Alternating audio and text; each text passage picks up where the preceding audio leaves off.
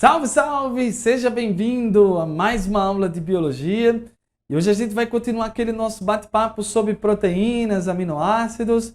Vamos falar mais especificamente sobre um tipo de desnutrição associada aos aminoácidos, que é conhecida como kwashiorkor. Chega junto, hein, rapaz?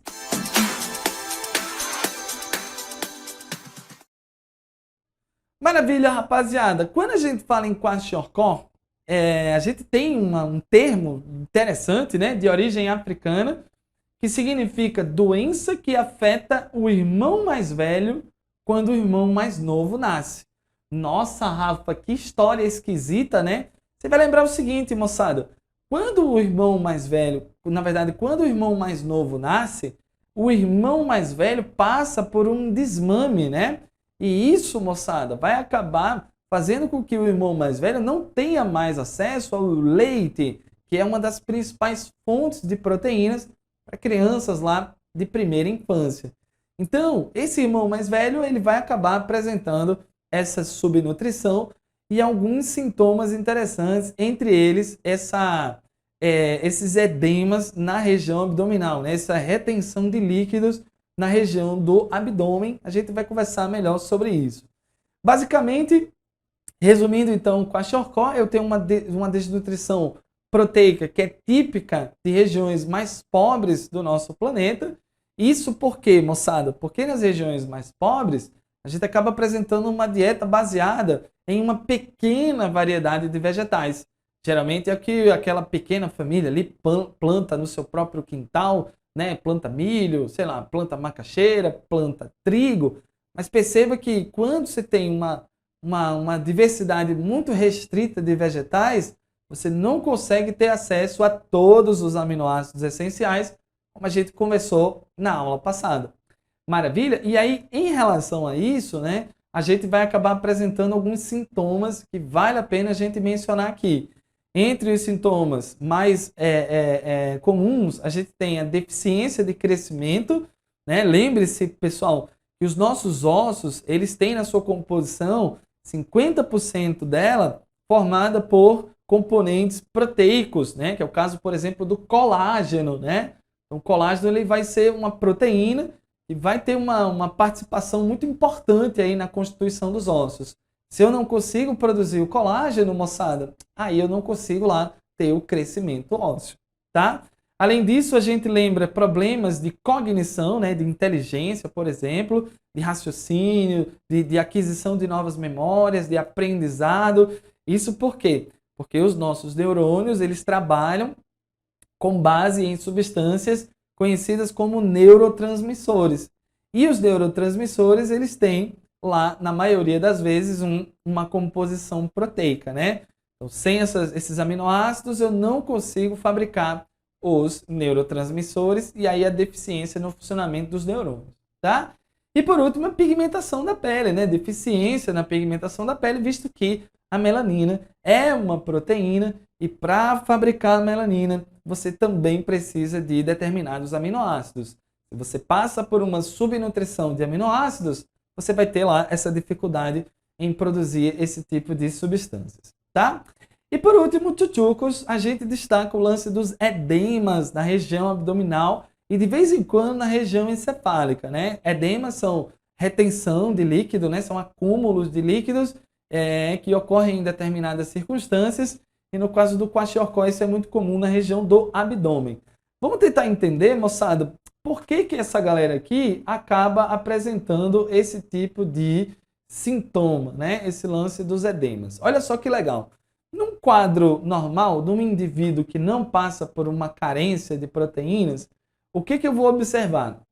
Eu observo que lá nos tecidos e no sangue existe uma quantidade proporcional de proteínas entre eles, né? Lá nos tecidos eu observo uma grande quantidade de proteínas que na maioria das vezes é o colágeno, né? Colágeno é a proteína mais abundante dos nossos tecidos, de longe, de longe.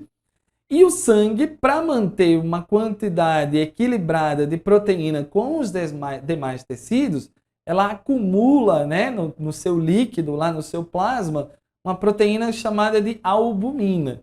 Então eu tenho um monte de proteína no tecido E para equilibrar essa concentração, eu também tenho um monte de proteína no sangue. Nessa configuração, perceba que os dois ambientes apresentam exatamente a mesma concentração de proteínas, né? E se esses dois ambientes têm a mesma concentração, a gente acaba dizendo que eles são ambientes isotônicos, né? De igual concentração. Quando você tem dois ambientes de igual concentração, a água se desloca nesses dois ambientes em igual proporção. A água é puxada do sangue para o tecido na mesma intensidade que ela é puxada do tecido para o sangue. Rafa, quem é que puxa essa água para esses ambientes? São as proteínas que estão presentes nesses ambientes, né? Então veja que é como se fosse um cabo de guerra e o tecido está puxando a água com a força X e o sangue também está puxando a água com uma força X. Então são duas forças que estão em equilíbrio. A água se desloca, ela transita nesses dois ambientes sem se acumular em nenhum dos dois. Porém, tchutchucos e tchutchucas, quando a gente pega um indivíduo que apresenta um kwashiorkor da vida, olha só o que vai acontecer. Lá no kwashiorkor, a gente vai observar um desequilíbrio proteico entre tecido e sangue. Porque o que está acontecendo? Esse indivíduo está passando por uma carência dietética de proteínas, de aminoácidos e tudo mais, mas os tecidos eles não podem se dar ao luxo de parar de produzir o seu colágeno, por exemplo. Então, o que a gente faz? Numa medida desesperada, né, para continuar produzindo essas proteínas, a gente vai consumir as proteínas sanguíneas, né? A gente vai consumir a albumina, e nesse caso aqui está funcionando como uma reserva, né, de aminoácidos. Então, eu vou destruir a albumina para garantir que as proteínas do tecido continuem sendo produzidas. Mas veja que agora você começa a apresentar um desequilíbrio, porque o sangue ele agora apresenta uma quantidade cada vez menor de proteínas. Eita, Rafa, aqueles dois ambientes que estavam em equilíbrio agora não estão mais. É isso mesmo? É isso mesmo, fofinhos.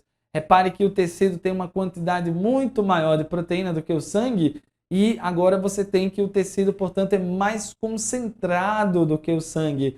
O tecido é hipertônico em relação ao sangue. Eita, Rafa, eu lembro o lance da osmose, que a água sempre se desloca para o ambiente que tem maior concentração. É isso mesmo. E aí, Rafa, o que vai rolar nessa rapaziada aí? Moçada, o que vai rolar é o seguinte, moçada. Quando tu vai pegar o deslocamento da água, você vai perceber que agora o deslocamento ele não é mais, ele não tem mais a mesma proporção. Agora eu observo uma quantidade muito grande de água se deslocando do sangue para o tecido. Porque o tecido ele está puxando a água para perto dele com muito mais força do que o sangue faz. E aí você vai começar a ter dois problemas aqui ao mesmo tempo.